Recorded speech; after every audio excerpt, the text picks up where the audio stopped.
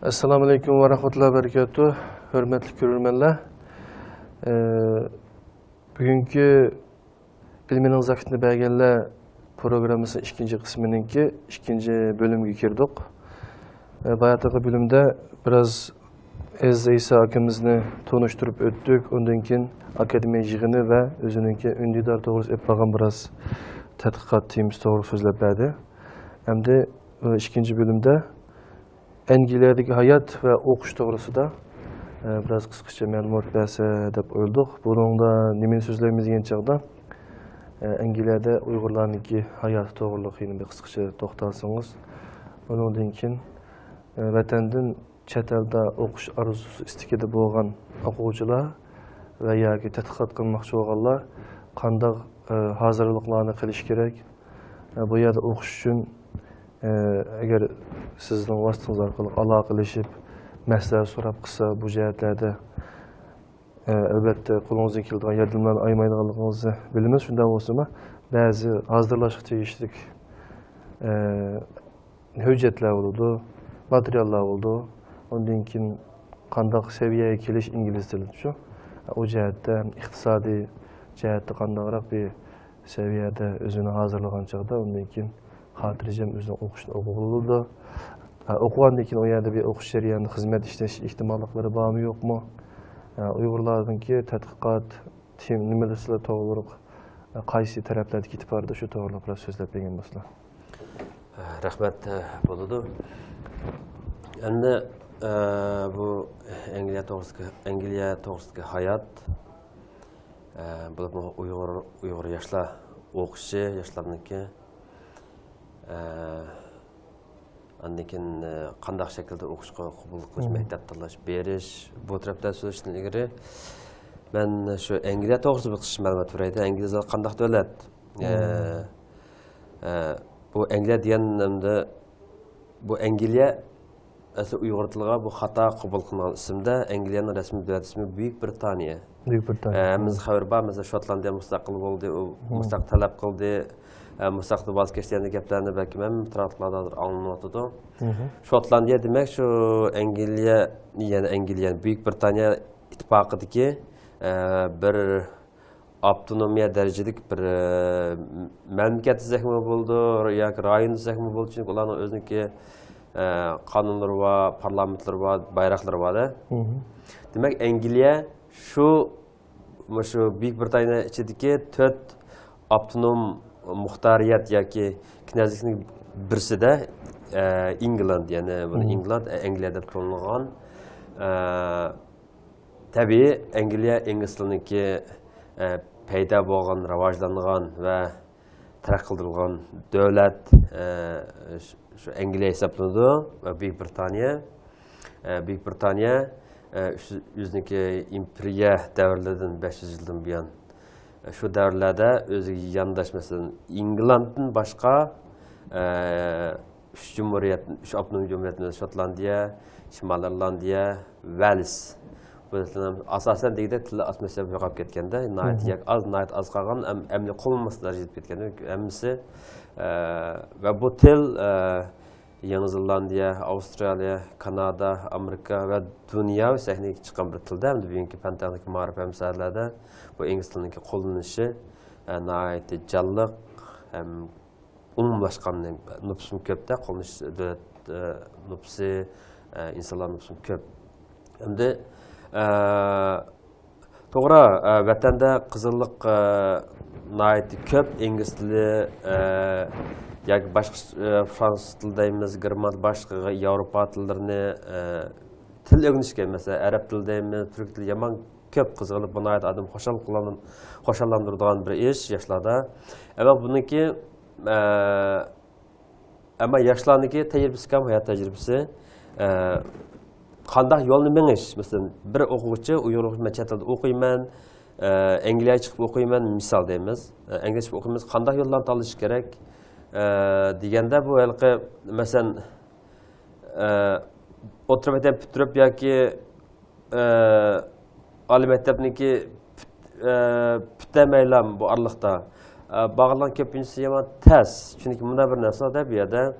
Birinci, eğer de Angliyada o'qiyman degan orzusi bo'lsa, har qanday yoshlarimizniki vatandan imkoniyatlar qulay. Boshlanatlarim shundoq. Eng avval ingliz tilini bir qancha yil o'rganib, eng az bo'lganda 3 yil besib o'rganmay turib, Angliyada yoki Amerikada yoki ingliz tilli mamlakatlarda men ingliz tilli mamlakatlarda o'qiyman deyish endi bo'ladi, ammo u bir to'g'ri usul emas. Nayt qiynalib ketadi. Ba'zi vaqtlar berish mumkin, ammo to'g'ri yo'l yana. Agarda shunday o'qish orzu qilib bo'lsa, chuqur o'rta maktabdan boshlab ingliz tilini aytmakka tutish kerak. Masalan, Yevropaning ma'rifati o'rnashgan ingliz tilida yoki ikkinchi bir tilda boshlashdan boshlab tarbiyani olib boradi. Olim tepitagacha masalan Yevropadagi xuddi o'zini ona tilida so'zlaydi ingliz tilini. Hamma davlatlar shundaqda unutib ketgan. Demak, bu masala shu o'rta maktabdan boshlab agar shu ota-onalar farzandlariniki o'qishni ching tutsa, bu muhimligi men sharhlasam bo'ldi ingliz tilining muhimligini. Chunki muhim bir til xalqaro fan texnik bo'lsin, har soha bo'lsin. Chunki dunyoda hozir ham shu qisqacha qistab o'tsak, dunyodagi hozir media deydi, uchur aloqa vositalari orqali o'rtaga chiqayotgan uchurlarniki 40% deydi. Shu ingliz tilida chiqyotidi deb shuni statistika bakan deb angladik hamda. Shunga naqtan muhim ekanligini bir kompyuter ishlatib baqqan, to'g'ri. ingliz tili o'qimasa masalan shu bir internet ishlatib baqqan odam uni tunib yetadimi shu. To'g'ri. Shu hamda usul jihatdan, metod jihatdan birinchi sharti ingliz tilini bilish kerak. Masalan, vatan bilan Angliyaniki masalan yoki Xitoy davlati bilan Angliyaniki munosabatlarni olib bilsak, ularning o'rtasida ma'rif sohalarda, iqtisod sohalarida ma'rifatlarni ko'p anglashmalar, ya'ni kelishimlar bor. O'qib keldilar, o'qiydilar yomon ko'p Angliyada, masalan, ichki Xitoy o'killaridan-da. Agar Uyg'ur o'quvchilar o'qiymiz desa, eng avval shu ingliz tili o'tkazdi o'tish kerak. Angliyaniki ingliz o'tkazdi va Amerikaniki o'xshamaydi. Angliyaniki shu ingliz o'lchamida o'tish kerak.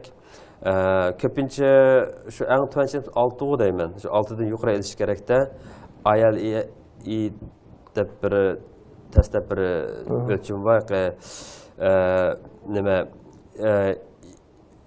English language testing system deb bir imtihonlar bor. U yana meditsina, tabiiy fanlar, ijtimoiy fanlarga o'xshamaydi, o'lchamlari numar cheklamasi.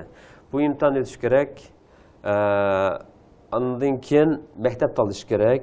Va maktab tanlashda bugungi kunda masalan O'rimchida turibmi, Qashqarda turibmi, shu ingliz tilini bilish shart shuda, ingliz bilgandan keyin o'zi tanlay oladi maktabni. Masalan, hech bo'lmaganda Google o'g'lamda agar kiramiz, Baidu kirsin bo'ldi. Studying in the UK deb shuni yoza olsa, inglizcha bir munchadan tanlab berdi, chiqarib berdi. Izlash qo'llanma appdan chiqarib bergan shuni qarab maktablarga ko'rsa bo'ladi. Ondan keyin albatta alohida cho'm imtihon tush kerakda. Imtihon natijasi olgandan keyin shu laqat bo'lgandan keyin imtihon tayyorlanib, ijtimoiy tanlab imtihon qatnashadi. U imtihon qatnashishni ham tur orqali bekitalaydi. Hammasi taraf qila oladi. Undan keyin maktab tanlagandan keyin maktablar aloqa qilishadi. Pulni bank orqali bajaradi-da. Masalan, yana bir tavsiyada vatandaşlarning o'xshash chuqum xalqaro o'tadigan bank kredit kartasi bo'lishi kerakda. Kredit kart bo'lishi kerak yoki Visa kart deymiz, kart bo'lishi kerakda. Mushunaqam sal qaraldi ekan, undan keyin u Urumchida ya Qashqarda ishlatgan bank kartlar xalqaro pul ma'amilada banklarga o'tmaydi. O'tmaydi, uni pulni o'tkazolmaydi. Bu yerda hech qanday bir odamni vas qilish ketmaydi bugungi kunda. Hammasi turda. Bank orqali shu Jungo bankasini bejirsa bo'ladi. Xalqaro masalan pul muomalaga kredit ishonch turg'izilgan banklardan maktabning pulni manqus bo'ladi. Maktab pul topshirib olgandan keyin yüz ishonch, uni hech qanday qayg'urmasi bo'ldi. Uni ishonch degan narsa u maktab ankin shu imtihon o'tgan qog'ozni natijasini yo'llagandan keyin maktab uni o'qishga qabul qildik deb bir o'qitishni yollaydi. Ko'pincha bu internet, email, xat orqali bo'ladi. boşlarlıqın pek köp kullanılmaydı adette. Jarayonlar shunday bo'ladi. Ondan keyin bu bir narsani deymanda, masalan, Uyg'urlar ko'p bo'lib ketdi hozir. Turkiyada mubada anglayman. Odamlar orqali qilgandan keyin mushtaq nurg'un o'quvchilar Malayziyadan, vatandan nurg'un xat yozdi. Palaniga mashg'ul bergan to'q, o'qishni qilib deb qilganda, pulimiz yo'q, maktabning xetimi yo'q. Yo'qda ba'zida deb bir yilda o'qishgan 6 oydan keyin o'qish tugdi dedi. Mushtaq narsa shunga ishonch turg'ish kerak yoshlarga. U odam vasitasi hech qanday yuradi, hech qanday odamning vasitasi bo'lib, "Men o'qishni bajarib beraman Angliyada." Sen majbur unda ish yo'q bugungi kunda. Buni tushunish kerak bu tarafni. Shunga bevoda iqtisodiyotdan qo'yib ketishdan. Masalan, u uchursa ular ya 100 pound, 200 pound emas, 1000 pound, 2000 pound sterling uchtaydi. 1000 pound sterling degan gap o'ylab baqilish bo'lmadi, 10 ming yuandan ko'p degan gap aytilib pulda. Bu ishlarga diqqat qilib, odam vasitasining o'rni yo'q. Agarda faqat bilinmay, internet torlarini bilinmay qilsa, meni shu ismimni to'liq yoza olsa, internet men Gmail bo'lamdi, Facebook bo'lamdi, hammasini topolmayman, torbatlardan topolmayman email adresimni. Bak topamsa latincha ingliz tilida AZIZISA. Bu meniki latincha yozilishim ismim. AZIZISA. Aziz İsa deb yozildi. Ash yozib Google bilan kirsam mening email adresim chiqib turdi. Bugungi hammasi nima bo'lib ketdi? Hammasi torda. Shuni Facebook'ga chiqarib ko'rdi, meni xat yoza oladi ish bo'lmaganda, meni masalan do'stlarim bo'lmasa xat yoza oladi, men bunday deb. Yo'ldasi bo'ladi, shunda demakchi bor, shunda xatlar keldi menga. Xat inkaslikka qarsam men tuygan insonlar Londondagi, hamda uni men qasdan emas, unda avachliqlar men o'zimni nuqus xolimidim, chunki uni men masalan o'ziga aytdim, bu mening ishim emas, siz qilib shu odamni o'zidan so'rang. Uning mensi bu ishni men yordam qilib bo'lamayman. Bu bir oddiy bir ish. Bu odamning sizga bidak bo'lish ketmaydi o'tirda. Yoz aloqalashsangiz bo'ladi. Agar siz ingliz tilini yaxshi o'qimagan bo'lsangiz, xabaringiz bo'lmagan bo'lsa, uni o'zingiz pishansini ko'ring. Demak, siz rasmiy yuzda o'qib kelmadingiz. Agar siz o'qiymansiz, chuqur ingliz tilini o'ting vatanda. Vatanning oshini yeb turib o'tib, undan keyin o'qish chiqing. Yo'l yana shu. Deb boshqa qilib endi Malayziya boshlaydi yozganlarmi bo'ldi. Shu bunaqa qonun o'rinlari desak, bak sat bo'ladi oxirida. Chunki Angliyada bir qonunda yomon ching bunday ishlarda rasmiy fraud deydi, aldamchi jinoyati bo'ladi-da. Bu masalan qilayotgan kishilardan pul olib, uni ishni qilib bermay, bunday hikoyalarni biz Qozoq-Qirg'izistonlarda anglaydik. Hozir Angliyaga kelgan shu bunday ishlar, shu bir qancha xatlar keldi menga. Ben bir şeyden müşkilini kıvatmaya şu insanlar özür bildi, kim özür bildi, men neyim tatqını bildi, yaşavatqanlar. Bu bir mesele. Yan birisi andan keyin masalan to'g'ri bir qiyinchilik bo'ladi o'qishniki, maktablarni tanlash, qaysi maktablarniki masalan tabiiy fan, ijtimoiy fan sohalar bo'lsin. Andan keyin buningda qiyinchilik uchrasa, men degandek men bilan Alloh qilsa, maslahatim so'rasa, men qo'limdan kelganini bilganimni men maslahatni beraman yoshlarimizga. Biz şu hammamiz biz yoshlarimizni texnik ko'p bilim olishini, yuqori oliy bilim yurttirib berib o'qishni hammamizning orzusi. Angliyadami, Buyuk Britaniyada dunyodagi 10 cho'ng universitetlarning eng mashhur universitetlarning 3-chi. Buyuk Britaniyada Angliya matematik taraqqigan, sistemlashgan, o'qitish usullari ham jihatlardan Amerikada hech qilishmaydi. Bu bir tarafı, ondan keyin yana bir ish, masalan o'qish munosabatida ondan keyin scholarship, shuni masalan o'qish mukofotlari berdi. Unimi shu masalan Angliyada bir nisbat torbatlarning oqida AC deb torbat adresining oxirida AC deb oyoqlashganlarning hammasi akademik bo'ladi. Masalan University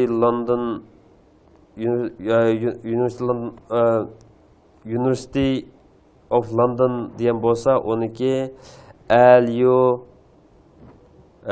LU mesela qisqartılmışda o'sha bir nokta masalan University College of London bo'lgan bo'lsa, shu hada qisqartılmış bo'lib, oxir chekitdan keyin CO chekit AC bo'ladi. AC deganimiz akademik degan gap. CO bu Angliyaniki domain yani adresi qartilganda Angliyan markasi. Ashuni qarab web adresdan keyin .com bo'lmay ya boshqa web adresdan keyin akademik o'rinlarniki .c inglizcha CO.ac bo'ladi. Mushu dem akademik o'rinlar degan. Bu o'rinlar aqalli hammasi asosan ishonchlik. Andikin bundaq nimalarda universitet o'qigan vaqtida to'liq qilib sistemida shunga agar masalan ingliz tilini alayda yaxshi o'tirib bittaganlar bo'lsa, ular chuqur shu ingliz imtihonlarida shu shartlarni hozirlagan bo'lsa, masalan tayyorlik to'liq kursiniki tayyorlik sinfiga 1 yillik 2 yil ingliz tili kiradi. Uni tugatgandan keyin imtihon bag'andan keyin imtihon oldi ingliz tili saviyasini tekshiradi. Uni imtihon o'tsa to'liq kursga kirib o'qiy oladi. Bu tarafi to'liq kursdan masalan universitetlarni bitirib universitetniki bag'anlar bo'lsa ingliz tilidan imtihondan o'tganlar bo'lsa ya 6 oy ya 1 yil yana qaytadan ingliz tilini o'rganib, unga rasmiy kasb kirib, magistrlikdan boshlab shu yuqori akademik o'qish fursatligiga erishadi va kiralaydi doktorlik o'qishga toki. Buni tushunish kerak bu tarafini. Ondan keyin masalan biz vatandan chiqib yoki Malayziyaga borsak, yo Qozog'istonga kelsak, oson kiralayotganmiz, bu hammasi avvalchilik. U qilmaslik kerak yoshlar. Eng yaxshisi imtihonni o'tsa o'lchamdi. Mayli Amerikaning TOEFL desa yoki Angliyaniki IELTS testini o'tsin, o'sha imtihonni o'tsa, u o'quvchilarniki nimasi prosta ko'p, prosta. Chunki anglashilmalar bor davlatlar o'tirsida. Bu aniqlab paylash kerak. Bu Angliyaniki hamda o'qish xarajatlari boshqa qarasa to'g'ri Angliyaniki favqulodda qimmat. Angliyaniki o'qish yaxshi emas. Germaniya, Fransiya va Shimoliy Yevropa Skandinaviya bu davlatlar qisishtirganda Angliyada o'qish yaxshi qimmat. Taxminan bir chet ellik o'quvchi zodi bir o'qish yilda ishlab qo'shimcha ishlaydi, 15 soat, 20 soat ishlash haqqi bor ko'pincha joylarda, ko'pincha maktablar. Bir haftadami?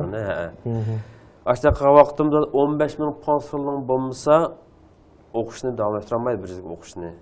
Demak 150 mingdan 200 ming vatandan pul bu xarajat bo'lmasa bir o'quvchi bir yil o'qishni davom ettirolmaydi. Ammo Yevropa boshqa davlatlarda undaq emas.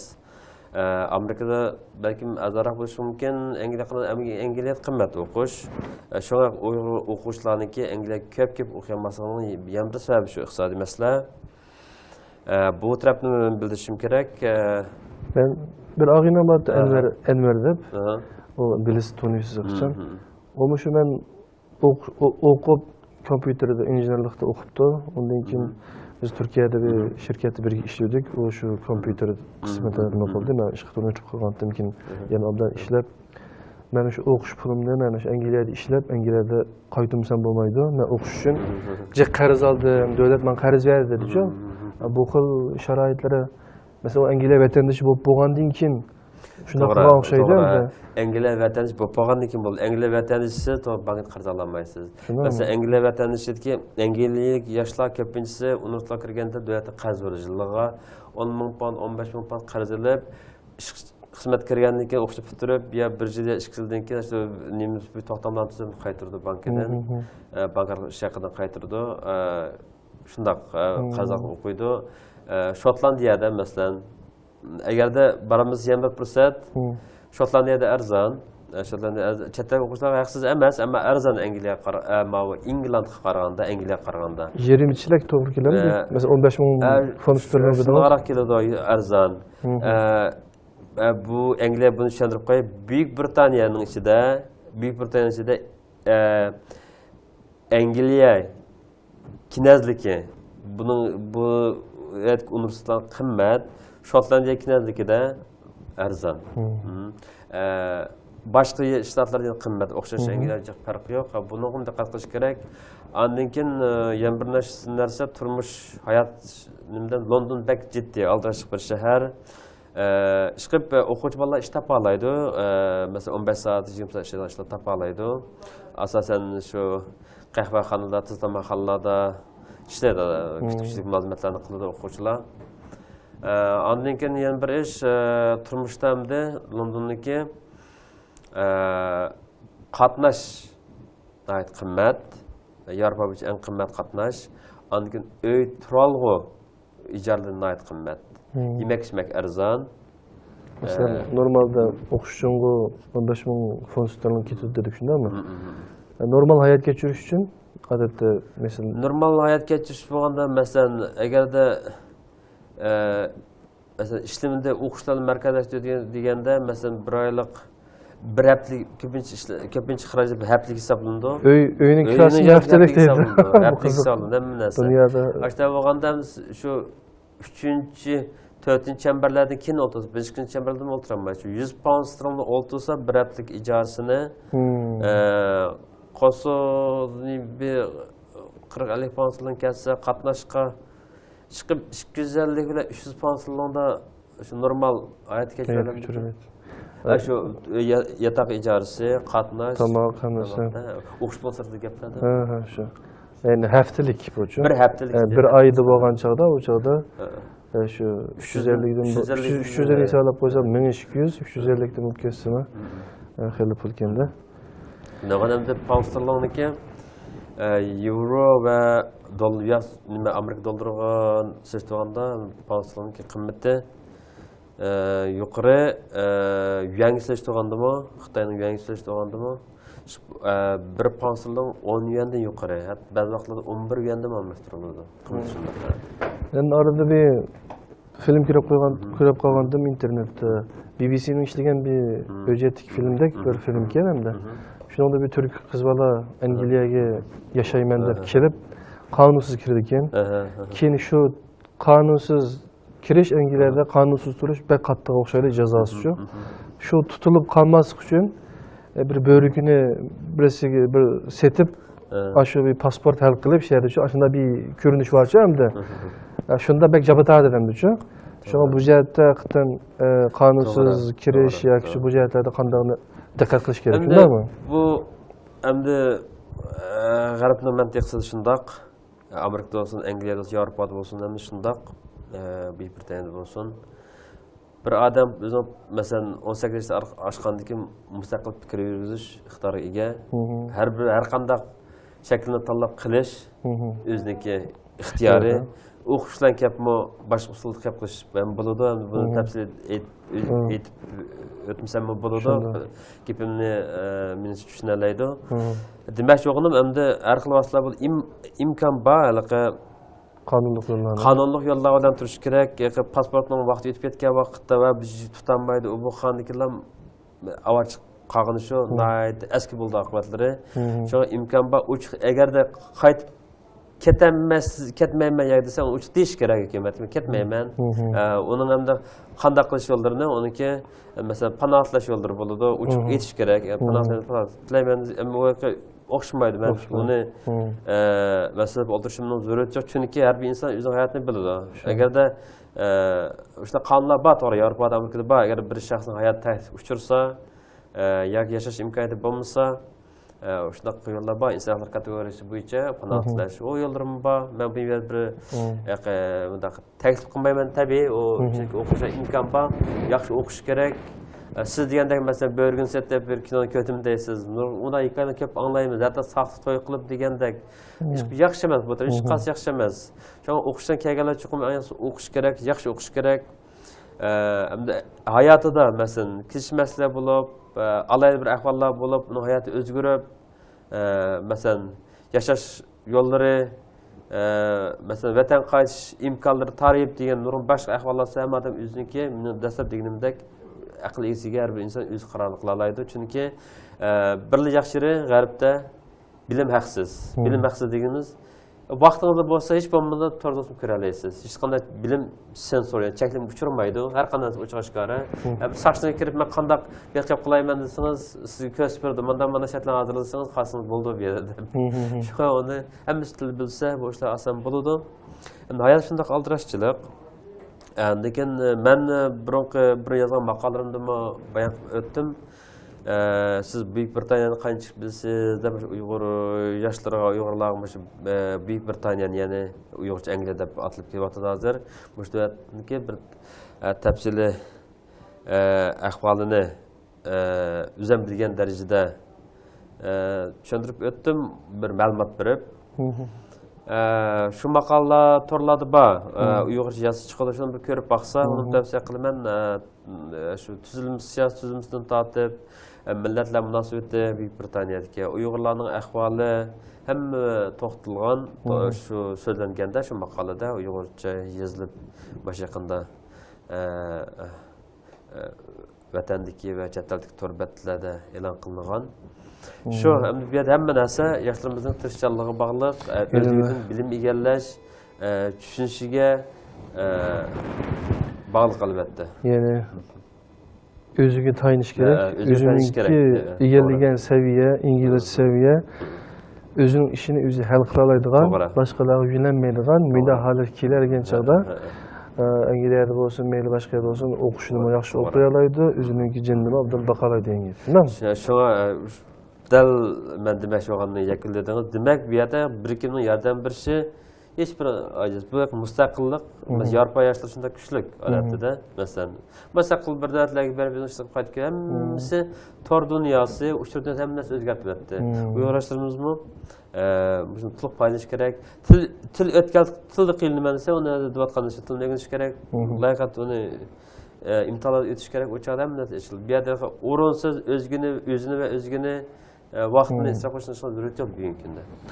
Rahmat, bu jihatdan yaxshi bir uchurlarni berdingiz. İnşallah. Bayatımı so'zlab o'tdik. Til oltin ochqich, har qanday bir bilimni egallash uchun u tilni o'rganish kerak. Şu tilni o'rganmay turib, o'zimizniki mayli ijtimoiy fanlar bo'lsin, tabiiy fanlar bo'lsin, unda yaxshi bilimlarni olishda qiynalamiz. Shunga bu jihatda chet elda o'qimoqchi bo'lib, Angliyada o'qimoqchi bo'lgan qarindoshlar, saboqdoshlar, sizlar shu ingliz tilidagi saviyanglarni yaxshi bir yerga ko'tarib, undan keyin chiqishinglarni orzu qilamiz. Endi Angliyadagi hayot va o'qish to'g'riliq mujizlik to'xtalsak, qarindoshlar. Endi 4-chi bo'lib inglizlar va dunyo, ya'ni Uyg'urlar to'g'riliq qisqacha bir erkin suhbat xarakterida bo'lsa, masalan hozir dunyoning xo'jasi, dunyoning saqchisi Amerika bo'lib qoldi. Dunyoning xo'jasini kim deydi desa, inglizlar deb o'ylaydi shu nurg'un kishi.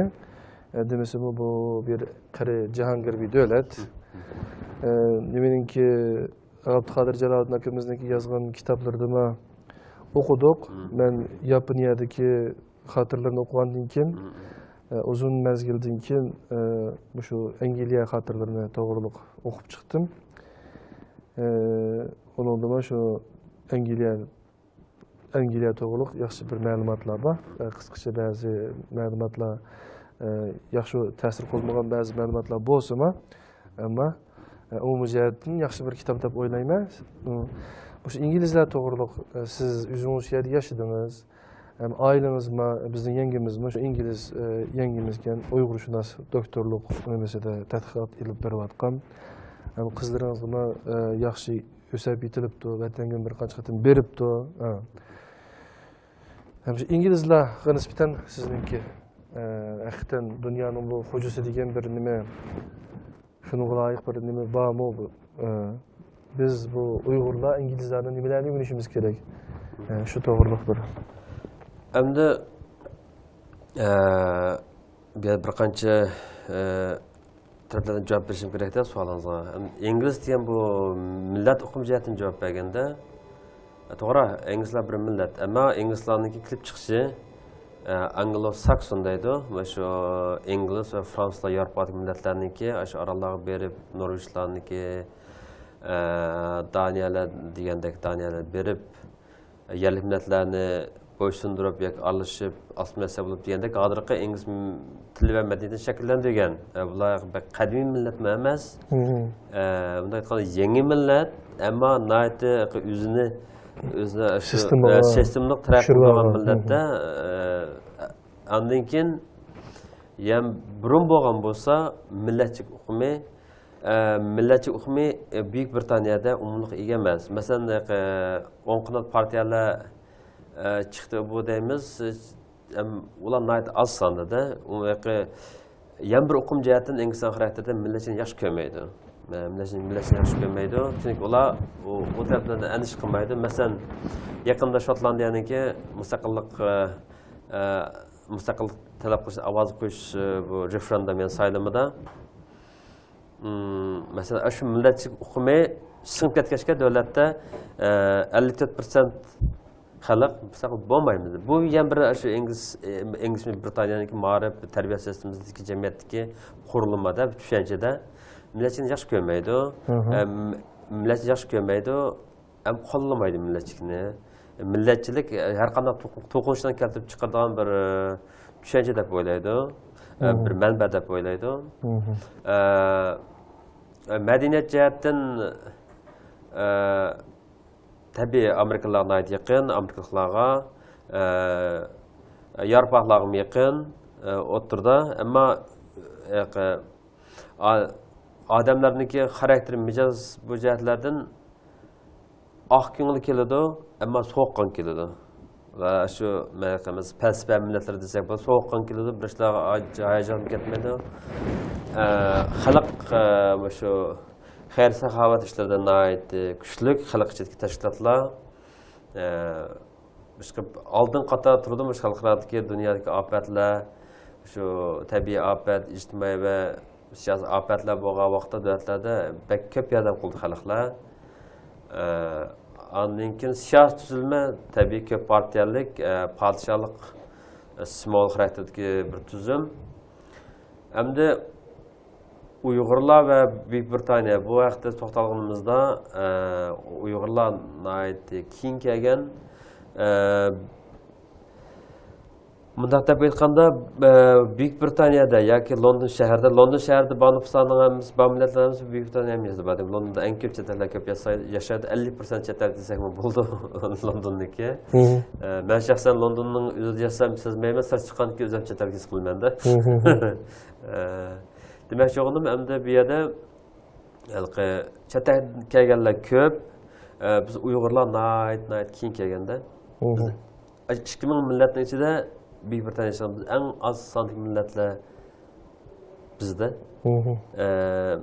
Mantiqi Tibetlarni bizdan 10-15 ming bog'u bo'ladi deb o'ylagandim. Tibetlar teksam ularnikimi bir 700 dek bakanda soni. Ben yan kelgan vaqtlarda bir 2-3 Uyg'urlar bordi. Hozir masalan tez ko'paydi Uyg'urlar, O'rta Osiyodan kelgan Uyg'urlarmi xili bor. O'qish chiqib qolganlar yoki o'qiyotganlar xili bor. Aileliklardan bir 30-40 oila bor. Birlik qo'shib qilingan ish mana shu 15 yildan buyon men kelganda tug'ilgan bolalar, yangi tug'ilgan bolalar hozir 100 bilan 150 atrofida yangi bolalar o'smirlar tug'ildi. Ko'p baliq bo'ldi. Angliyaga kelgan Uyg'urlarning ko'p jamoat kengayotdi. Shu maqsadlar bilan maktabimizda o'tkazib mang'uzdiq. Bu yil mang'uzmiz deb umidda hammamiz ana til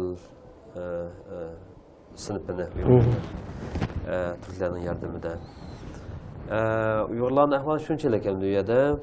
Ondan keyin taxmin qilsak hamda cho'ng kichik taxmin qilsak balkim 300 dan 400 dan oraliqda bo'lishi mumkin, ammo u sonda yuqori emas. Uyg'urlar asosligi o'sha Londonni markaz qilib yashaydi. Manchesterda bir 40 ta Uyg'urlar bor. Bu hamda nüfus Uyg'urlarniki hamda siyosatni qanday degan vaqtda hamda Yevropa davlatlariga o'xshash Buyuk Britaniyaniki Uyg'urlarga Xitoy davlati bo'lgan siyosatlar Uyg'ur masalasida o'xshab ketadi. Yevropa davlatlari o'xshamaydigan yeri nima degan vaqtda hamda Amerika bilan siyosiy birlikda ko'proq birlikda yuqori birlikka Yevropa ittifoqiga qaraganda ko'p mayliq Amerika alayda münasibət deb hesablaydılar. Amerika bilan bo'lgan munosabatni. Endi prinsipiyatdan o'xshash, jiqinim yo'q. Yevropa ittifoqi qandaq yunish bo'lsa, Buyuk Britaniya yunish qilmag'di va Buyuk Britaniya yana Amerika qanday yunish bo'lsa, shu yunish qilmadi. Demak, Buyuk Britaniyaniki roli hamda Uyg'ur masalasi bo'lsin, dunyo siyosiy sahnalarda bo'lsin, shu nim bilan Amerika bilan bir o'xshash bir yo'nalishda mang'di va Yevropa bilanmi o'xshash yo'nalishda mang'di. Ko'p sohalarda Uyg'ur masalasida Amerikadagi inson huquq sohasi bo'yicha Xitoyni tanqidlab, Uyg'ur inson huquqlarini hurmat qilishni talab qilib, ko'rnarli xizmat bo'lmasimi, ammo inson huquq suhbatlari Xitoy bilan bo'lgan. Uyg'ur masalalarida mana shu fikr erkinligi bo'yicha jazolanganlar, yozish bo'yicha jazolanganlar, shu turmaliklarning ahvoliga ko'ngil bo'ladigan Angliya. Shu murakkab Buyuk Britaniya bilan Xitoyning munosabatlari nihoyat murakkab munosabatlar. Ammo umum jihatdan yildan shu Amerika siyosati bilan o'xshashmagan Xitoy munosabatida. Meningki bilishimcha Qashqariya davlati qurilgan vaqtda shu vaqt 1870-yilning boshlari. Hozir esimda qolmabdi. Shu vaqtlarda shu Qashqariya davlatini e'tirof qilgan shu radioda e'lon qilganda shu bir ma'lumotni anglagandik. Undan keyin shu Osmonliniki turk davlatlariga bo'lgan nimasini ta'siri va kuchib ketmasin degan nim bilan asta-asta Hindistonga kirgandan keyin bu Angliya, undan keyin masalan turklarningki u yerdagi ular kelishdan burun nimalar bor, Baburiylar bor, shunaqa. U yerdagi turk xonadonliklarininki asta-asta yemirilishi, Angliyaning yerlik ta'sirining kuchayishi, Hindistonni egallashi shunaqa. Keyin hatto u nimaninki Hindiston o'chog'ida Pokiston degan narsa yo'q, Bangladesh yo'q, shunaqa. Shu vaqtlarda ular shu Angliya Hindiston ozodlikqa erishgandan keyin, undan keyin Angliyami shu. Nimaninki Angliyaning bir projesi, plani bilan deydi hamda musulmonlarning Pokistonga ayrilishi. Shu xil tariqada hamda Uyg'urlarningki nimasigimi keyingi mustaqillik yoki deymiz boshqa bir hayotiga ko'rsatgan ma'lum bir jihatda ta'sirlari bor deb tarixchi o'shunday bir nimasi bor deb bilamiz hamda. Tamam. Shu nimada bu gapni temani yaxshi chiqadi. Men bu tarafda to'g'ri u Yoqub aka davridan biz Qashqariya deymizda. Buniki bir ko'zdan ko'rgan bir shahid bor bu tarixniki. Yana Londonda Qashqar ko'chasi bor. Ko'chada bir ism bor. Bu vaqtda men BBC'ninki o'zbek bilimida bir mezgil ishladim. Shu vaqtda Londondagi Qashqar ko'chasi deb bir maqola yozib, shu BBC'da e'lon qilingan keyin vatan turbatlarimi tarqalgan bu xabar. Shu maqolada men tafsil to'xtalib, buniki Qashqar ko'chasi va shu vaqtdagi Buyuk Britaniya bilan Qashqariya davlatiniki Yoqub aka atg'azi. Bu munosabatlarni men shu vaqtda qanday bo'lganligi tafsil bayon qilib o'tgan. Xulosa shakl desak, endi bir narsa eng oxirida shunday tirikchilikni ko'rsatgan bo'lsa-mu, Buyuk Britaniya imperiyasi hatto Moskvani, Peterburgni shu vaqt qoyil qilishga, o'sha bir ish bo'lmaganda betaraf bir davlat qo'shqishni kuchaygan bo'lsa, amniyatda Rossiya uni o'ziga foysiz ko'rib, keyin uni mustaqil bir davlatniki qo'shishni rad qilgan, chunki Rossiyaning shu vaqtda O'zbekiston o'tirishad manfaati ziyon yetdi-da. Chunki hammasi bir turkiy millatlar. Undan keyin oxiri Buyuk Britaniya boshlanib bo'lgan sabab, chunki Buyuk Britaniya ham ko'p ziyon tortmaydi. Misol bombasimi, shu vaqt e'tirof qilmasa, e'tirof qilgan Qashqariyani e'tirof qilib betaraf holatda tutib turamiz deganda, betaraf tutsak Xitoy va Rossiya ishqasi Buyuk Britaniyaniki hozirgi Pokiston va Kashmir Hindistonlarga Rossiya təhdid salanmaydı deb şu mənfəət üçün qollagan və həm cənglərimiz öz mənfəəti üçün keyin o əməliyyat aşıb Rossiyani rədd qilishni əməliyyat aşmağandan keyin o Zozontanlar kelib qaytadan qilib keyin nima qirg'inchiliklar bo'lib Şinjan degan ismni qo'yib 1884-yili bu ishlar bo'lgandan keyin Buyuk Britaniya shu tushunib yetdi-da, chunki iqtisodiyotda qo'llagan manbalarmi bor. Buyuk Britaniya keyin shu Hong Kong orqali shu nima HSBC deb bank borda, Hong Kong Shanghai Corporation deb. Ayt bank orqali moliyaviyatim qo'llagan gap turib bor. Rossiyani ashlatgan, ashsat o'zini qo'llagan. Demak, bir urush bo'lsa, davlatning qurolni deb ashsat manfaat oladi. Shundan Xitoydan manfaat oladi ular. Hammasi manfaat, milliy manfaatda. Tamam, Xitoy kirgan bo'ldi, batib kirgan bo'ldi. Hozir Buyuk Britaniya biladi, Xitoyning o qadar harbiy kuchining yo'qligini vaqtlar qarab baqsa, u inson tahdid qiladi. Tamam. Shu kun sizlar unutib ketdi. Ammo şu anki tarix Qashqar ko'chasi deb bir ko'cha, shu tarix shohid etib sifatida bugungi kungacha saqlanib kelyotdi. Vatandan kelganlar bo'lsin, boshqa davlatlardan kelganlar bo'lsin, barimiz ba'zi aprep sayohat qilib, shuni ko'rib ketgan bo'lyotdi. İnşallah shuna bir kunlar bo'lsin, shuna barzuyim bor, shu Qashqar ko'chasini bir uy sotib, o'sha bir turg'un bor. Bu meniki metin kelmadi deb. Unda bir kunlar o'ylaymiz bu ba'zida. Ammo bir tarix qilib qolganda shu yerda Qashqar ko'chasi shu ko'cha bilgan nom shunaqa ko'cha bir ko'cha ammo Uyg'ur madaniyatiga oid bir ma'lum bir Uyg'ur uyi deganga o'xshash yo'q, hech qanday narsa yo'q. İnşallah bundan keyin mayli baylarımız olsun, mayli o'qigan o'quvchilar olsun, shu Qashqar ko'chasida o'zimizga tushliq hech bo'lmasa madaniyat uyimiz, shularga shirkatlar, ashna bir yerlarning shakllanishini umid qilamiz.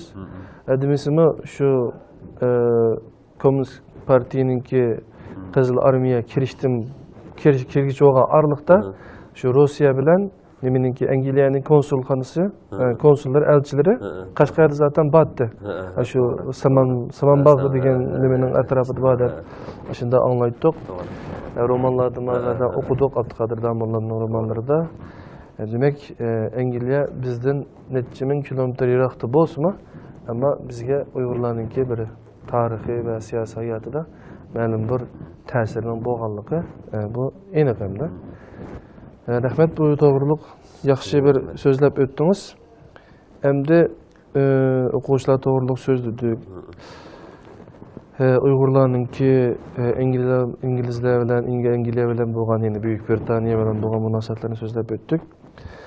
5-chi bo'lib endi Uyg'ur qalamkashlar va tor adabiyot haqida biraz to'xtalsak, o'zingizmi Dünya Uyg'ur qalamkashlar jamiyati shunaqa, bu hukumatsiz bir tashkilot, shuningki idoriy hay'atlarda o'zingiz vazifa eliglik, uningki to'g'ri jihatdagi maslahat va boshqarish ishlarida yordamda bo'lyapsiz. Tor bilan, bo'libmi Uyg'urlar bilan eng ko'p shu tor yuzida, tor orqali o'zingizning asarlarini e'lon qilib, vatandagilarimiz sizni yaxshi bo'ldi. Hozirgacha sizni bu xil programmada biz balkim tunji qatimda bo'lishi mumkin, bilmayman. Shu sizniki asarlaringizni ko'p o'qiydi vatandagilar. Mayli izlanish bo'lsin, mayli bo'lmasa boshqa torbetlari bo'lsin, bag'dash degandekchi. Shu Uyg'urlarniki tor adabiyoti qaysi yo'nalishlarga ketib bordi, bu jihatda biroz qisqacha to'xtalib o'tsak qanday bo'ladi? Endi Uyg'urlar tor adabiyoti desak, albatta Uyg'urlar tor adabiyotini muajiratda bu shaklda ketib bordi, vatancha bu shaklda ketib bordi deb ayirsak, pek aqlga muvofiq bo'lmaydi. Umumligiga umumiy bir tor adabiyoti bor, shakllandi bu adabiyot. Chunki Nurun Qulayxon olib keldi bu texnika. Ammo aciz tarafi tor adabiyotniki sifat jihatda sifat kafolat qilolmaslik bu bir nuqsonlik bor. Chunki uniki tahrirlash, uniki asarlarning sifatini baholash biroz kamchilik bo'lyapti. Ammo tor adabiyoti umum jihatdan qanday taraf qoldi. Chet muhojirat ekan, chet elda yashagan Uyg'urlar nisbatan vatanni seçtiğinde vatanda tor adabiyot yaxshi, jonli ketib bordi. Masalan, Şinjan yazuvchilar jamiyatning torbida deymiz yoki nurg'un uyg'ur ataqliq uyg'ur tor saytlarida maxsus saytlarga ayrilgan she'riyat deymiz, adabiy asarlar, tarjima, nurg'un sohalarga ayrilganda nihoyatda ko'p o'quvli bo'ldi, kirib nihoyat bir yaxshi bir gulinishlar ketib bordi endi. Endi muajirat kamchilik bo'lyapti degandek, endi bu yerda oddiysimi shu yezini birlik keltirolmasligi masalan, masalan Uyg'ur yazığı ya'ni arab Uyg'ur yazığı yoki latin yazığı bu aralashda hamda biz hozir ham bir yuzinyotidi arabcha yazı qo'llanishga. Bu yerda hamda Windows sistemlari deymiz, Almaniki sistemlar deymiz, masalan, Mac'niki text editorlarimiz to'liq taniydi, qabul qiladi hozir. Masalan, Mac kompyuter ishlatadigan Windows'niki Mac programlarimiz chiqib bo'ldi, hozir ham taniydi fontlarimiz.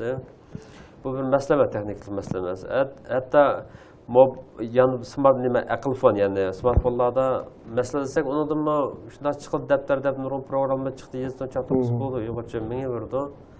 Bu yerda masala shu tushunch masalasi, bo'lsa-da yozishimizni shu Uyg'ur yozig'ida, ya'ni arabcha Uyg'ur yozig'ida shu yozish, nasr qilsak, nihoyat yaxshi bo'ladi. Bu ishda umumlashmaydi muajiratga hayotda. Muajirat Uyg'urlarda. Lekin tur asarlar nihoyat oz yoki sifatsiz, ya'ni saviyasi tuban. Bu ahvollar umumyuzlik. Yaxshi tarafi deganda hamda masalan reallik gavdalantiradigan asarlarmi bor muajiratda, chunki fikr shaklanmaydi. O'sha real Uyg'ur hayotini aks ettiradigan har temalarda. Va bu taraflardan aytganda vatandagi to'g'ri adabiyotda biroz cheklimning ichida, chunki nashr qilinmaydi agarda u temalar, sazgur temalar so'zlansa. Bu tarafga o'xshashmasligi albatta aniq. Endi kelgusi qanday bo'ldi deganda, masalan, hozir ijtimoiy to'g'ri aloqalarni ko'rganlar ko'p bo'lib ketdi-da. Endi ko'ryapmiz yo'nalishlarda, masalan, to'g'ri asarlarni hozir endi ijtimoiy taraflarni aytgan tarilyotdi.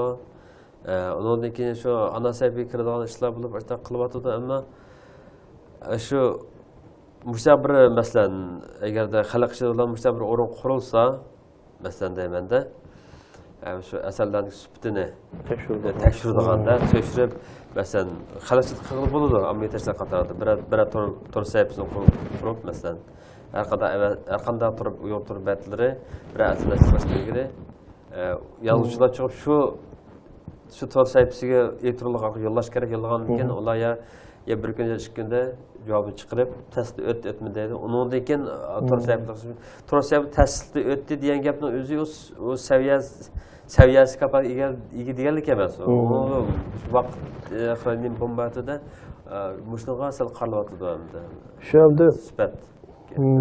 Menma şu 2010'dan beri Uyghur Akademisi'ninki, Torbetlerininki, şu admin, başkuruş işleri, makale toplaş, o cihetlerde köp güç çıkardım, köp tiriştim, daha doğrusu, kendimi etken çağda. Daim çıkıp günde en az bir 5 makale çıkarma, 5 tane team yollayman da şunu üzerine plan kılıp, biraz geldik, tiriştim, bir 2-3 mingdek bir makale toplagandım eser şu.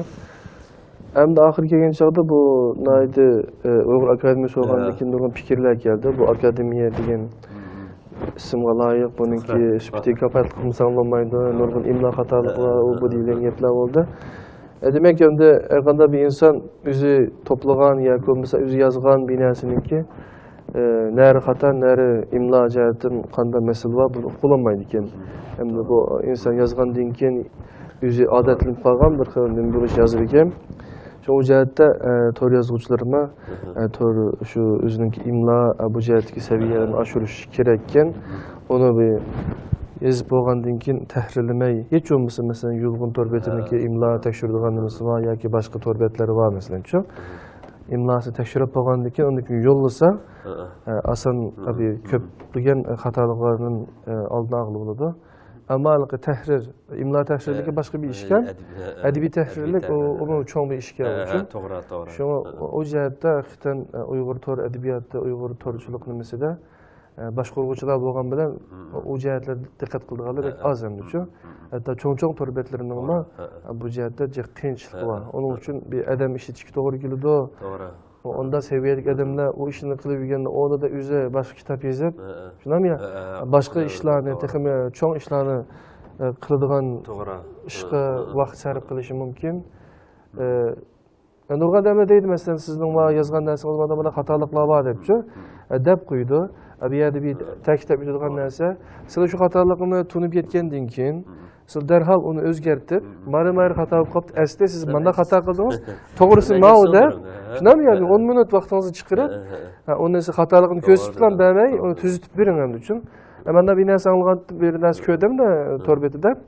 Bir ressam varken, o ressamın şagirdi şunda yaxşı yetilip düşün. Yetilgenden keyin şunu ulan bu depte sen en yaxşı eserini elip, koçuğa en köp adam mağdaya koyup koy depti. Ama üstüge xat yazıp, mening resimimden qayerda hatalıklar varken depti. Şuna maş kızıl kalem bilen boyan depti.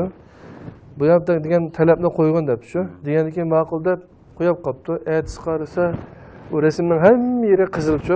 Xato, mayer yaxshi emas debdi. Ayni to'lab ketgan xato belgisi bilan. Shunda ko'ngli yerim kiribdi-da. Kelgandan keyin ha bo'pti buni ko'ngli yerim qilma. Seninki xatoligini ko'rsatgan yaxshi debdi shu. Degandan keyin undan keyin bugun hamda sen yine en yaxshi asaringni chiqargan, o'xshash asarni shu, yine shu.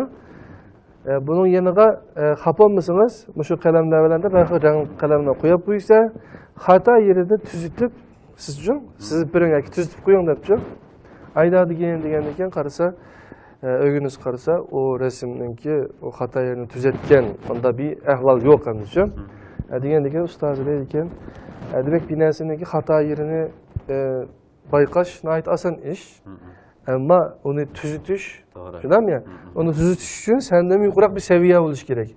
Şundan mı ya? Yer olmasa o senin hata diyen adam samimiyetsiz olan buluyor yani. Samimi halatta sana ucu bir sana yardım kılışı gerek. Bu cihette sen de kaksan oldu da şu bir meselini orta okuyduğun tesirlik bir hikaye. Şunun okşaşım da bunun ikimi tor edebiyatı, tor nemesi de qarindoshlarimizningki o'zi shu xato ko'rgan narsani tuzitib qo'yishini tavsiya qilma. Bu siz qanday qaraysiz bu jihatda? Nihoyat yaxshi bir taklifni berdingiz. Bu umumiylik mening diqqat qilishim, bayqashim shuda. Endi agarda shu tor saytlarda vatan ichki sirda bo'lsin, iqtisodiy unum qozongan yoki iqtisodiyotdan yordam bera oladigan o'sha şəxslər, yoki orqanlar, xalqçı təşkilatlar bolsa, mesela azraq bir xarajat sərf qılıb, mesela bir türünü yol qoyğan bolsa, bir proyekt qədər nəhayət yaxşı boladı da, ya bir adam, ya iş adam çıxıb turub, tamam. Bütün mesela torunu kullanırız misalda deyəndə. Mesela belki o törbet ismi Uygur Tahrir. Uygur Tahrir. .com buluşu mümkün, değil mi ya? Onun pidayı bir özü, erkanda bir edeb özü çıkıp.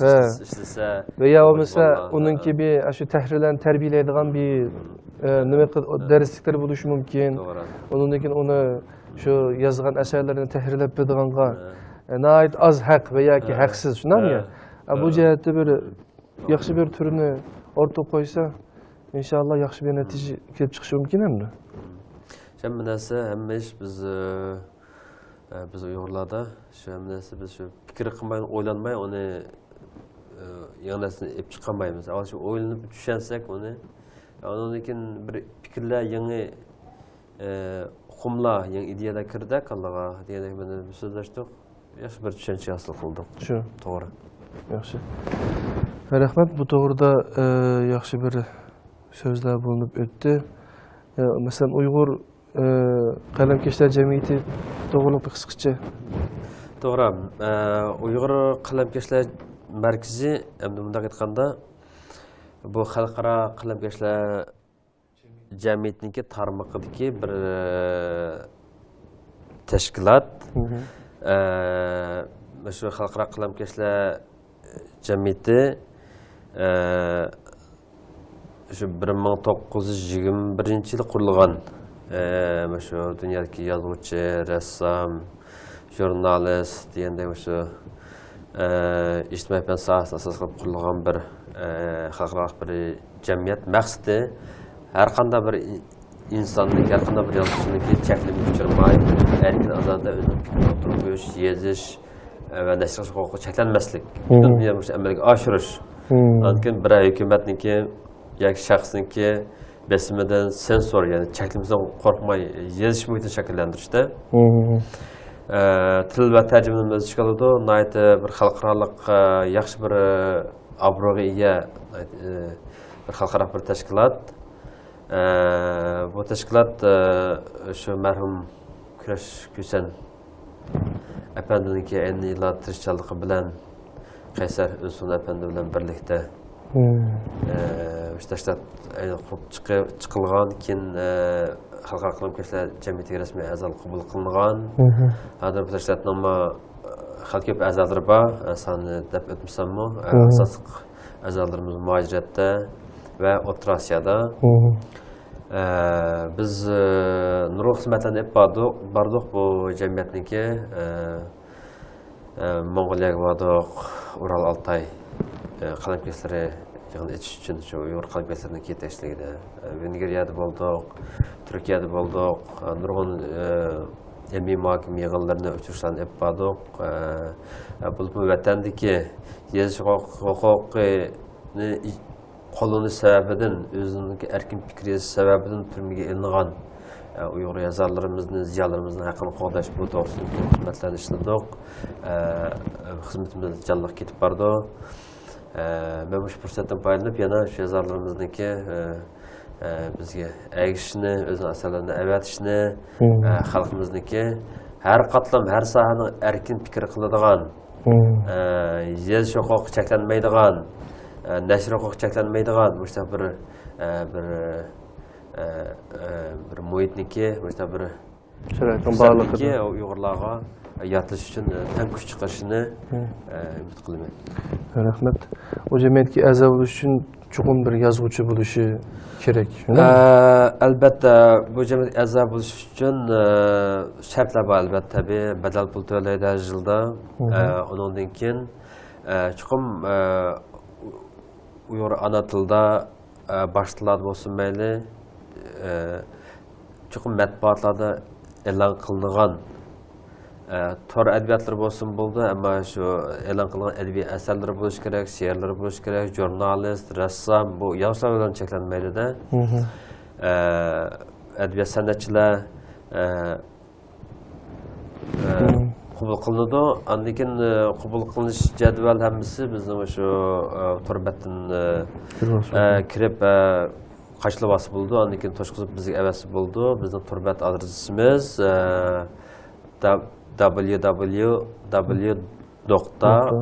www.uyghur latincha Uyg'ur deb yozildi. UYGHUR pan hammasi bir xat PEN inglizcha pan uyg'urpan.org Müştah sahibi kirse Uyg'urcha, İngilizce ve Uyg'ur Arap yazıqlarımız başında biz hakkında sahibisinde ve şu azap jadvallar var. Qancha ko'p qarindoshlarimiz biz ergashsa bu sepimizga bu bir siyosiy bir tashkilot emas, bu uchuq xalqaro bir tashkil, ommaviy bir tashkilot. Albatta bizning kuchimiz zo'r edi.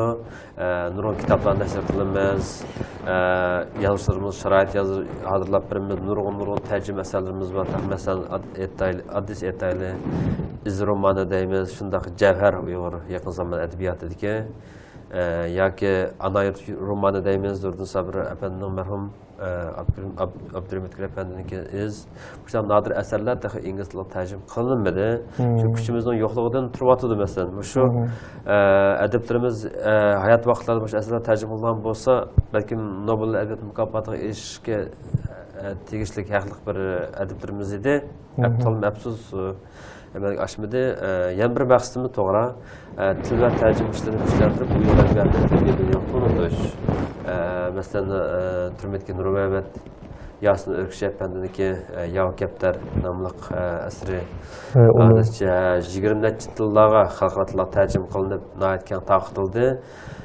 Şuna oxşaş mesela bu şirketlerni şu Uyghur Qalbkiler Cemiyeti'ndeki tirişçiliğimiz bilan amalga oshdi. Shunga har qanday Uyg'ur uchun qilayotgan xizmatlar badalsiz kelmaydi. Uninga badal to'lash kerak, vaqtni, kuchni berish kerak. Shunga yoshlarimizniki, peshqadamlarimizniki, yazarlarimizniki va adabiyot san'at sohasiga boshqa kasbiy jihatga ixtiyor bor qarindoshlarimiz bizga qo'shilishini, xizmatlarimizni qo'llab berishini samimiyat bilan taklif qilaman. Rahmat. Hörmətli görürmən qarindaşlar. Hazır bu bizim söhbətimizə aid yaxşı ketib bardı. Yuqorida biz akamizningki yardım bilan inglizlar va uyg'urlar aloqador ma'lumotlarni bir qator suhbatdan o'tkazdik. Undan keyin Uyg'ur qalamkashlar jamiyatdan bilan qisqacha ma'lumot egalladik. Undan keyin tor adabiyot to'g'riliq ba'zi yaxshi fikrlar o'rtaga chiqdi. Oxirida endi Aziz Alkun akamizningki shu Uyg'ur qalamkashlar jamiyatidan tarafidan 2012-yili nashr qilingan Donay daryosidan Orxun bo'ylirgacha degan bir kitobi bor. Shu kitob to'g'riliq bir qisqacha ma'lumot bersangiz, demasam bu kitobni vatandagi nurg'un to'rbatlarda quyoqliq PDF shaklini tushirib nurg'un o'qirmanlar o'qigan bo'lishi mumkin. Shundan bo'lsa, akamiz o'z og'zidan kitobni yozishga turtki bo'lgan narsa nima? Bunun qanday ta'siri bo'ldi sizcha? Shu to'g'ri qisqa so'zlab bersangiz. Rahmat. To'g'ri, men dastlab deb o'tdim. Mujohid hayotniki ma'nisi, ahamiyati shu vatandagi har bir vatan yuzbergan har bir hodisa xalqimizning yuragini qanday so'qishi toki havoni qanday o'zgarishdan tortib biz bilan tang yashaydi. Bu qimmat yigida. U qimmat uzilsa, u bağlanish uzilsa, bizim mujohid hayotimizning ma'nosi yo'q.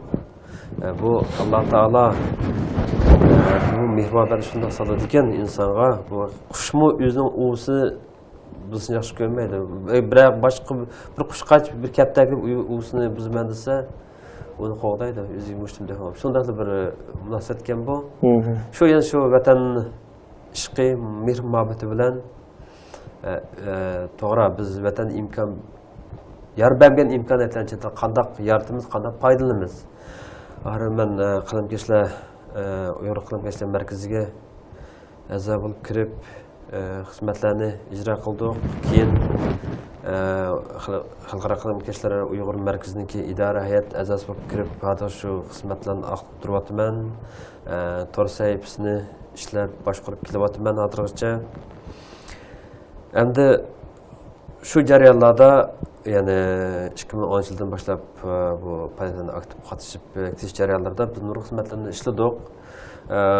Bu xizmatlarimiz tabii şu Uyg'ur bilan qarindosh bo'lgan millatlar, yoki bunday aytganda Ural Altay til sistemidagi millatlar yoki Turkiy millatlar, ata bobomizning tuproqlarga berish, ularni ko'rish, shu xalqlar bilan do'stlik munosabatlar turg'izish, yazarlar bilan, tarixchilar bilan, olimlar bilan, siyosatchilar bilan suhbat berish, Uyg'urning bugungi ahvolini tushuntirish, turli programmalarni o'rlashtirib, buning hammasini tabiiy xalqaro qalamkashlar jamiyatining bosh idorasining yordami bilan va Yevropa, Amerikadagi demokratiyani insonlarning himoya qiladigan, qo'g'daydigan jamiyatlarning maddi va ma'naviy yordamlari bilan nurg'un xizmatlarni olib bordik.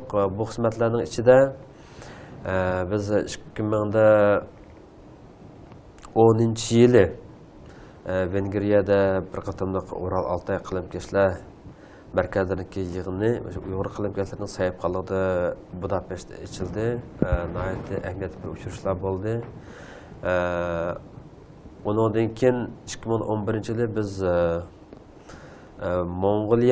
Mongoliya shu Shariat akademiyasida bir Nobel mukofoti kandidati bo'lgan Manduyeda bir Mo'g'ul shoirniki tashabbuskorlik bilan, taklif bilan Mo'g'uliya hukumatiga qo'shilishi bilan shu Mo'g'uliyada Ural Altay qalamkashlari yig'inini davomini shu yerda ochdik. Keyingi navbatlik yig'inni shu Ural Altay qalamkashlari markazlari, ya'ni Latviya, Finlandiyadan tortib Vengriya, Turkiya, O'rta Osiyo Turk Jumhuriyatlari, Tatariston degandek.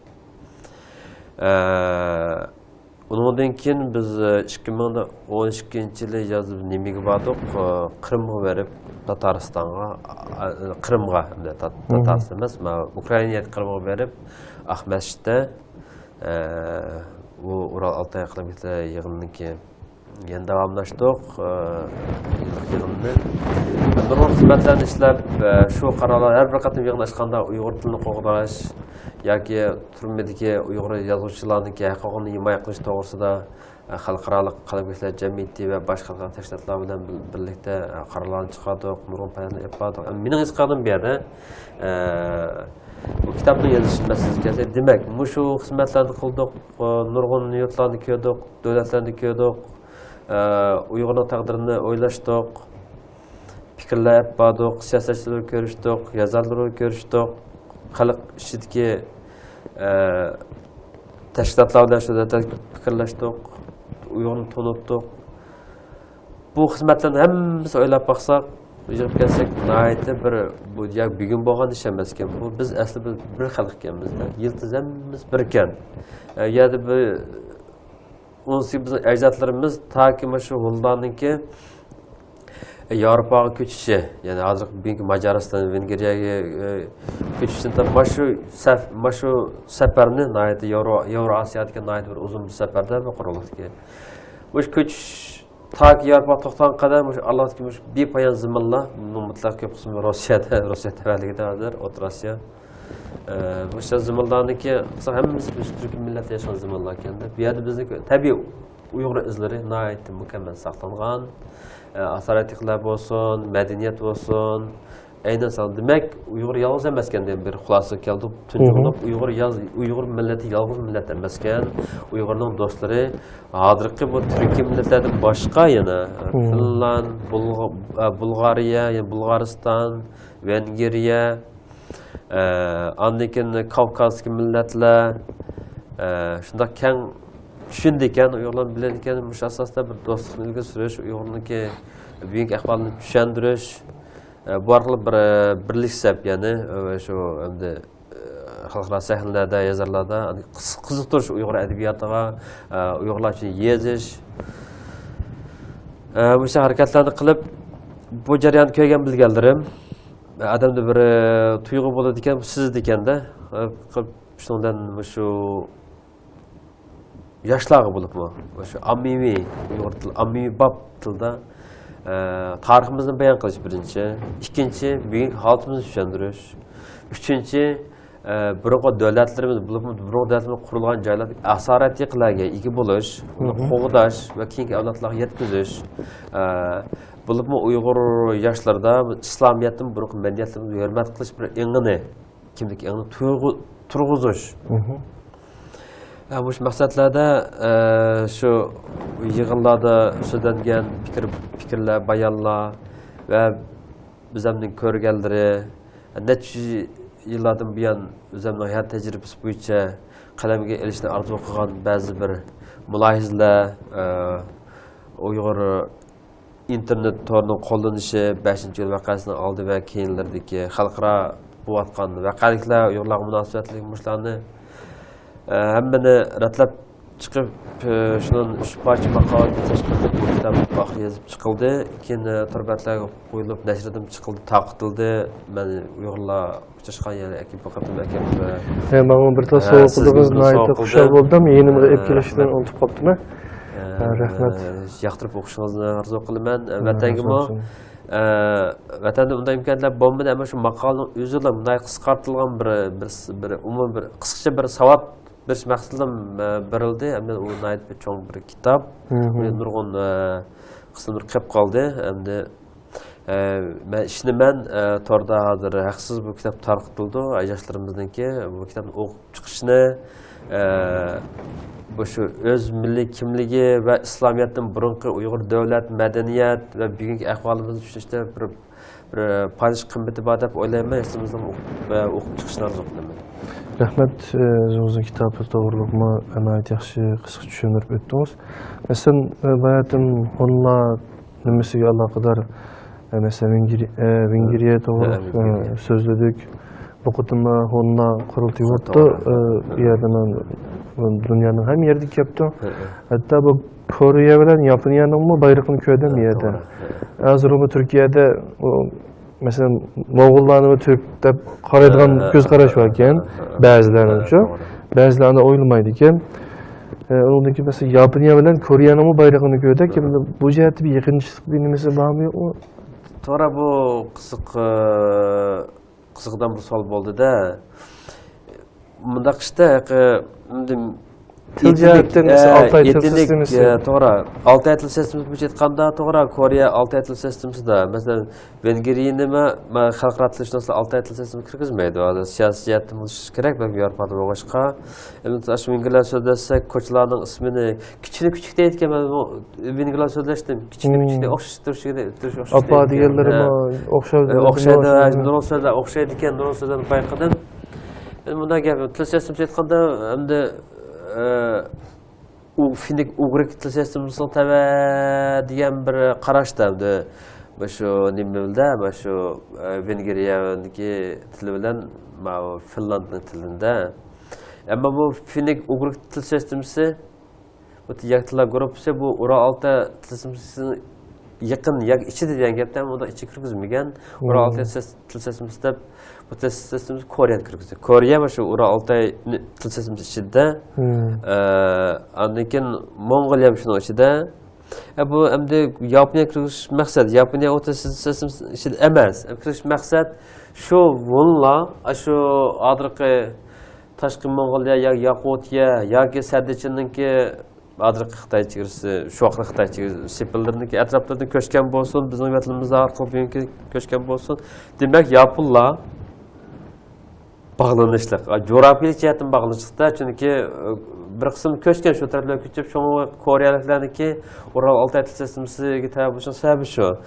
Ba'zi manbalarda nurg'unlar shu turk millatlar deb qaraladigan manbalar bor, shu Koreyaliklarnikida. Nurg'un turk qabilalari yoki Uyg'ur qabilalari berib, o'sha qilib degan manbalar bor. Ammo yaponlarniki Xitoyda ko'chgan degan paranglarmi bor, masalan, Orollardan kelgan, janubdan kelgan paranglarmi bor, manbalar ko'p. Ammo Yaponiyaning joylashishi, demak, shu nimada, coğrafiya jihatdan yaqinchilik bor, tarixiy bir o'xshashlikka ega-da. Shu mushtlashlik ham bo'lsa kerak deb o'ylayman. Men lekin yapon tilini hozir kelguncha nurg'un odam Uyg'ur til grammatikasi o'xshash. Altay til sistemasiga tabiiy deb qaraydi. Unda emasmi sizcha? Yapon tilini emas. Emasmi? Ural Altay til sistemasi emas. Emasmi? Koreya. Ama Koreyani masalan, Koreya to'g'riliq va Koreyaninki hozirgi ishlayotgan shu nima bor, alfabe deymiz va ilibba. Shu nimasi shu Uyg'urlar shular kashf qilgan debchi, shular bir xabar nimada ko'rgandim biri. Kim yazdı birisi yazıp diken. Hatta şöyle bilgi tunuyuqmu aşağıdaki nimelerninki evlatları deydi. Şuların evlatları ki Yuan sulası vaxtda Koreyaga şu elçi süftüdü verip onun için o yerde aşılarga bir yazık icatlışı doğru gelip şunun da Uygurlar Xitoyga degan bir ko'z qarashlarni ko'rib o'tgandim. Hatta o to'g'riliq Koreyaliklarning izlanish nimasi bor tarixiy materiallarda şu ba'zi belgiler nimalar bor ekan. Hurmatli ko'ruvchilar, bugun shu Aziz Isa akamiz bilan o'zining Istanbuldagi qimmatli vaqtlarni chiqarib, bugun shu ilmining zaktini berganlar nomli suhbatimizningki ikkinchi qismini akamiz bilan shu Istanbulda mishada suhbatlashish bir fursat yaratib oңushsiz holda tamamladık deb o'ylaymiz. Agar bizningki yetersizliklarimiz bo'lsa, biz men uning ustiga bir riyosetchilik bir nimami yo'q, ammo shu akamiz kelgandan keyin o'sha yerda bir yaxshi bir xotirlarni qoldirsak, bizning vatandagilar bizningki akamizningki yurak so'zini anglasa, undan keyin chet elga chiqqan vaqtlarmi ma'lum bir nisbatda yaxshi ko'z qarashlarni tiklab olsa degan bir umidda ilmining zakitni berganlar nomli suhbatimizning ikkinchi qismini vaqt munosabati bilan o'sha yerda oyoqlashtirishga to'g'ri keldi. Chunki akamiz aytganda Angliyaga qarab yo'lga chiqdi. Yerga borgandan keyin yangimiz yana boshqa yerga Uyg'urlarga oid yana o'ziniki tadqiqot xizmatlari uchun boshqa ketib qoladi ekan. Shuning biz vaqtini ko'p ololmaymiz. Sizning bu yerga o'zingizning vaqtini chiqarib kelganingiz uchun sizga ko'pdan ko'p rahmat aytaman. Alloh rozi bo'lsin. Bu yerdagi İstanbul'daki yaxshi bir go'zal xotirlarninki bir qismi bo'lib qolishini samimiyat bilan o'tinaman sizdan. Bundan keyin yana boshqa programma bo'lsa, yana sizni izlab siz orqali o'rganadigan yana nurg'un narsalarimiz bor. Rahmat sizga. Sizga rahmat, sizga rahmat. Nihoyatda mamnun bo'ldim. Atrofli so'zlashdik. Shu fursatni yaratib, sizning qimmatli vaqtingizni shu fidokorlik bilan ajratib bizga butun akademiyaning yig'ini bo'lsin. Bugungi bütün faoliyatlar bo'lsin. Yana bu faoliyatlar kechda davomlashtirgandek turdi. Sizlarni ko'p charchitib o'tdik. Rahmat. Inshaalloh. Siz ataydan shu bizni yana Uyg'urlarni deb kelisizlar bu yerga uchun. O'zinglar yaninglarni bilet putinglarni o'zinglar chiqardinglar. Biz bu yerga sizlar kelgandan keyin mehmon bo'lgandan keyin biz o'zimizni qo'limizdan kelishni tirishadigan ko'rsatamiz. Rahmat. Hürmetli görürmenler, bizdeki bu sohbetimizin ikinci kısmı, yani ilminin zakitini belgeler programının ikinci kısmı şeyde ayarlaşıyordu. Hemenlarınki bizge köğünlerini belgelenler için rahmet eytimiz. Esselamu Aleyküm ve Rahmetullahi Berekatuhu. Programını nime kılıştın, ayrılıştın burun, yeni bir noktanı eskertip ötey. İlminin zakitini belgeler programının 3. kısmında Yolğun Torbekitinin kurgucusu olan bu kadınғы yığınımızға Amerikadan kelgan doktor Muhammed Abdullah akimizni ziyaret qilmoqchi.